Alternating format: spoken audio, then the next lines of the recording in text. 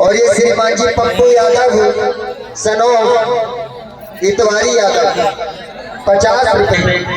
धनतेरस के दिन अमृत निकला, एक राक्षस था, उसका नाम था बृहस्पति। वो अमृत को लेकर के भागा, भगवान उसके पीछे पीछे चले चक्र लेकर के। तब उसने 4 जगह विश्राम किया और अमृत 4 जगह गिर गया। महाराष्ट्र में नासिक पड़ता है, नासिक वहाँ गिरा, मध्य प्रदेश में उज्जैन में गिरा, और अपने उत्तर प्रदेश के प्रयाग में गिरा, और उत्तराखंड के हरिद्वार में 4 जगह गंगा में अमृत की बूंदें गिरी। तो इन 4 जगह पर कुंभ का मेला लगता है। इस समय भी कुंभ चल रहा है, तीर्थ राज प्रयाग में। और देखो आपके गांव में भी रावत हो रही है, तो आप लोग भी घर बैठे ही प्रयाग में त्रिवेणी के संगम के गंगा स्नान का फल प्राप्त कर रहे हो, घर बैठे। भगवान ने जब उसे दौड़ाया तो लेकर के आगे वो समुद्र के किनारे, और दैत्य बोले कि पहले मैं पीने वाला हूँ, जो सबसे बलवान था मैं पीऊंगा। दूसरे ने कहा तू कौन होता, मैं पीऊंगा। झगड़ा हो गया, दैत्यों में झगड़ा हुआ। तब भगवान ने अवतार लिया, वहीं अवतार ये भगवान सुंदर स्त्री का वेश बना के आए, और भगवान ने दैत्यों को ठग लिया अपनी माया से और अमृत ले लिया। एक लाइन देवताओं की, एक लाइन दैत्यों की बना दी, और देवताओं के लाइन में जाके भगवान अमृत बांटने लगे। देवता अमृत पी पी के अमर होने लगे। दैत्य एक तरफ को बैठे थे, तो दैत्यों में जो प्रहलाद का भांजा था, उसका नाम था राहु। राहु आया, और राहु दैत्यों की लाइन से उठे देवताओं की लाइन में अंतिम छोर पर जाके बैठ गए, लास्ट में बैठ गए।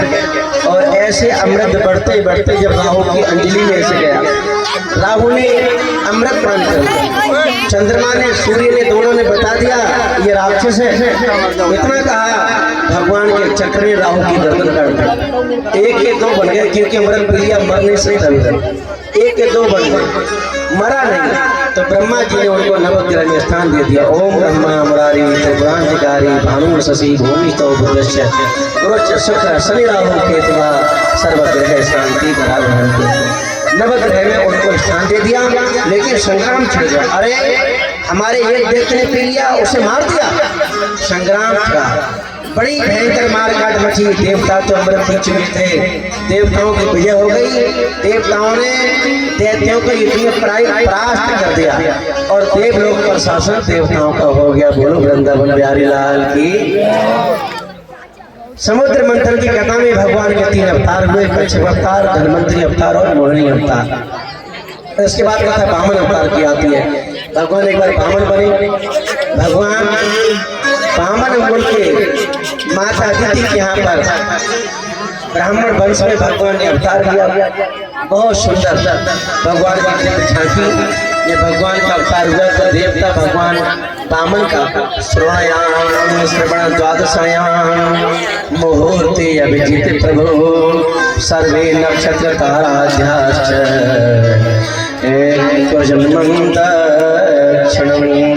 वामन भगवान का अवतार हुआ। बोलो वामन भगवान की। वामन भगवान की देवताओं ने नछावर करी। ब्रह्मा जी ने कमंडल दिया, दिशाओं ने छाता दिया, माता अदिति ने कौपीन पहनाई, देवगुरु बृहस्पति ने जनेऊ पहनाई, और इंद्र ने एक छोटी सी लाठी दंड दिया। इस तरह वामन भगवान ने नछावर की सबने। वामन भगवान अपनी माता अदिति से कहते हैं, माँ अब मैं नर्मदा के तट पर जा रहा हूँ, जहाँ बलि यज्ञ कर रहा है, और बलि से मैं देवताओं का राजपाट छीन के देवताओं को दे दूंगा। और वामन भगवान चले हैं अब वामन भगवान बलि की परीक्षा लेने को चले हैं। वामन भगवान बलि की परीक्षा लेने को, बलि परीक्षा लेने को, बलि परीक्षा लेने को, बलि परीक्षा लेने को चले अब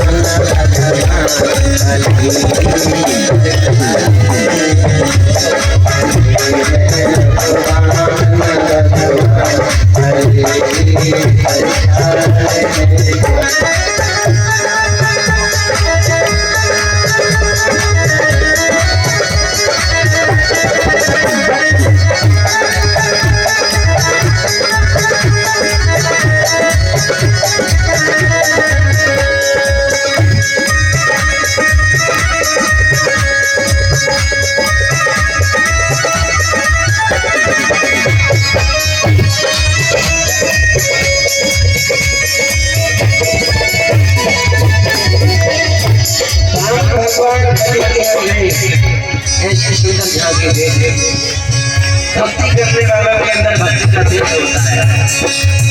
भक्ति का तेज होता है या तो चक्रेश्वर या वाणी। भक्ति की शक्ति 3 जगह दिखाई देती, या चेहरे पर दिखाई देती, या आंखों में शक्ति होगी, या वाणी में शक्ति होगी। जिसकी भक्ति सफल हो गई है, इन 3 जगह में से कहीं ना कहीं तेज आ जाएगा, दूसरे पर उसका इफेक्ट पड़ेगा, प्रभाव पड़ेगा, असर होगा।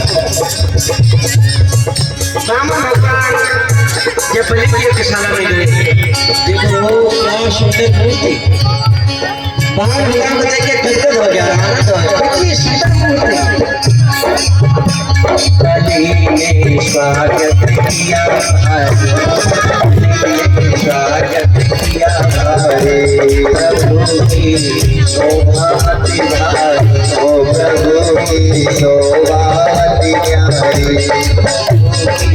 शोभा तिहारी, ओ प्रभु की शोभा तिहारी, विराजे पावन भगवान बलि की परीक्षा ले, ओ विराजे पावन भगवान बलि की परीक्षा ले, बलि की परीक्षा ले, बलि की परीक्षा लेने को, बलि की परीक्षा लेने को, बलि की परीक्षा लेने को, बलि के बलि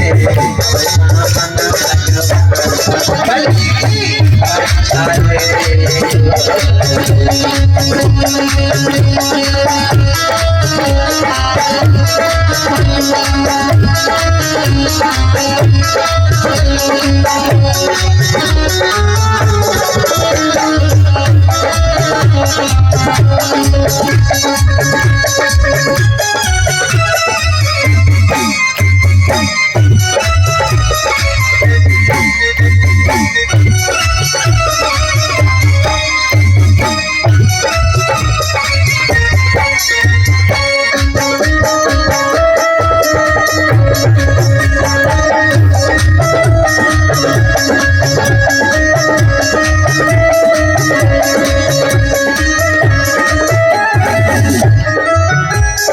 प्रभु जी सेवा बतलाओ, प्रभु जी सेवा बतलाओ, बलि कहता है प्रभु जी सेवा बतलाओ, मनोवांछित वस्तु पाओ, मनोवांछित वस्तु पाओ, बोले हे पावन भगवान बलि की परीक्षा ले, बोले हे पावन भगवान बलि की परीक्षा लेने।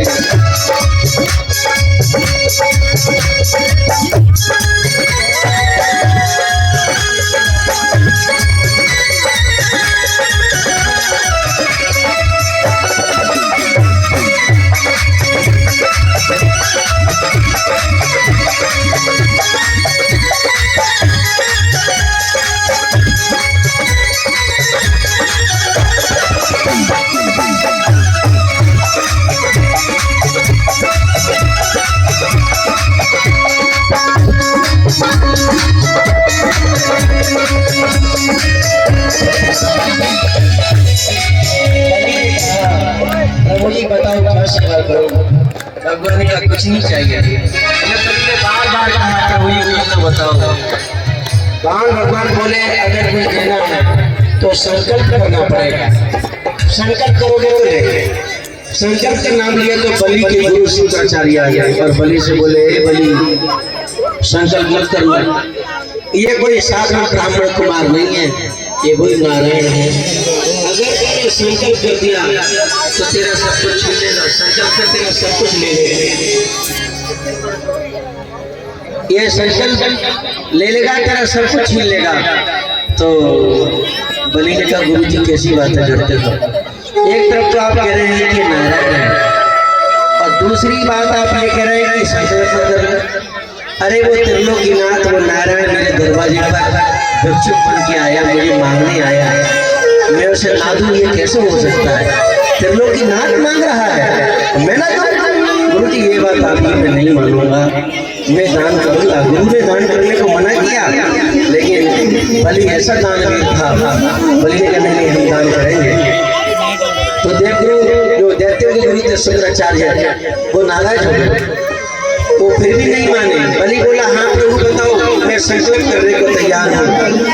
मैं विरोचन का पुत्र बलि संकल्प करता हूँ कि जो आप मांगेंगे वो दूंगा। ऐसे वो संकल्प करता है और हाथ में ऐसे वो जल लेने का प्रयास कर रहा था ना, जल तो जिसमें से जल निकलता है, वो जो रास्ता था जल निकलने का, उसमें जाके गुरु जी बैठ गए शुक्राचार्य, सूक्ष्म रूप बना करके जल नहीं निकला, रास्ता बंद कर दिया।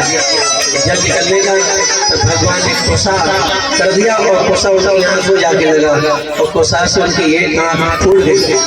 शुक्राचार्य को बड़ा गुस्सा आया और शुक्राचार्य ने कहा अपने चेले से बलि तूने मेरा कहना नहीं माना है, अब मैं तुझे श्राप देता हूँ कि तेरा राजपाट तुझसे छिन जाएगा। भगवान बोले दैत्येन्द्र पदानि त्रीणानि सम्मितानि पदानम, ये दैत्येन्द्र मुझे 3 पग पृथ्वी मेरे पैरों से नाश करके दे दो। 3 पग पृथ्वी मांगना, 3 पग का बड़ा गहरा अर्थ है, चलिए फिर कभी सुन लेना। और क्या तो सुखदेव जी हर चीज को कहते सुनाते कहते हैं 3 पग पृथ्वी दे दो दान बलि से बोले